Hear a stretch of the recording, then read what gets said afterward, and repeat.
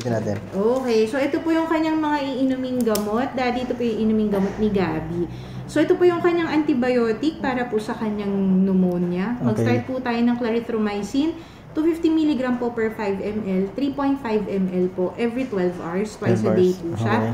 For 7 days niya po iinumin. Ano ba, isang kutsara? Bali, ano po, if ever, para po mas accurate po yung ating pagbibigay sa kanya ng gamot, pwede po tayong bumili ng syringe na parang 5cc na syringe. Apo. Tapos para makuha natin yung 3.5 ml. Ayun. Para sakto. Yes, para sakto din po. Pwedeng ibuhos po muna doon sa medicine cup. Tapos pwede pong magkuha tayo dun sa syringe ng 3.5 Okay. So ml. just twice a day yan? Yes. 8 a.m., twice 8 a day p.m. siya. Okay, yes. okay. 8 a.m., 8 p.m. po dapat may laman yung tiyan. Okay, dapat inom po siya ng gamot. So, mamaya pong 8 p.m., pwede na po tayong mag-start. Yun. Flumosil po, No. 200 mg per sachet. Isang sachet po, titimplahin sa 30 ml na tubig. Iinumin niya po 3 times a day for 5 days. Ito po yung para sa kanyang ubo, para po matunaw yung plema, para mas madali niya pong mailabas yung plema. Okay. Ang oras po ng inom niya, maaring 9 a.m., 3 p.m., 9 p.m. din po siya. So, mamayang 3 p.m. pwede na po tayong mag-start. Okay. Ito po kahit light meals lang, pwede naman siyang uminom after ng light meals. Yan. Tapos, ito po yung kanyang pausok, salbutamol plus ipratropium nebule. Isang nebule po every 8 hours, 3 times a day po siya.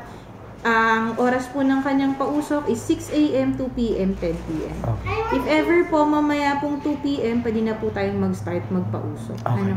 Pagkatapos po siyang pausukan, wag mong kalimutan itap yung likod para po matagtag natin yung plema niya. 30 minutes po after niyang magpausok, siya ka lang pwedeng kumain. Tsaka uminom ng tubig. Ayun. So may ano siya, 30 minutes pa? Yes po. Opo. Pahinga, may 30 parang pahinga? Yes po. 30 minutes na pahinga. After po nun, tsaka lang siya pwedeng kumain or uminom ng tubig. Okay. Yun. Tapos, if ever lang po maglalagnat ulit, yung kanyang paracetamol, 250 mg per 5 ml, 7 ml na po ang ating ibibigay. Every 4 hours po, pag ang lagnat niya is 37.8 pataas. Pero pag wala naman po siyang lagnat, hindi po muna natin siya bibigyan. If ever po, pagkatapos nating maggamot, saka po tayo mag-start ng vitamins sa kanya, pampagana kumain. Okay po. Multivitamins po plus Buclicin syrup cipropan, 5 ml po once a day. Preferably po sa umaga. Opo, iinumin. Tapos, pwede po natin sabayan ng vitamin C, Silin plus syrup, 5 ml po siya once a day.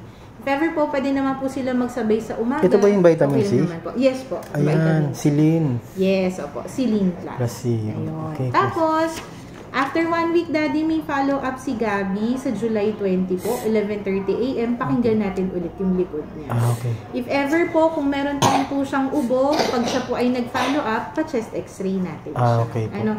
Just to make sure po na wala na yung pneumonia niya and hindi po yung isang type ng medyo matagal na ubo yung ating ginagawa. Yeah, I promise. Okay, sa ngayon po bawal anything matatamis tsaka malalamig. Gabi Oo. Increase lang din natin yung kanyang oral fluid intake, inom siya ng maraming water. Drink more water. Okay, thank you po.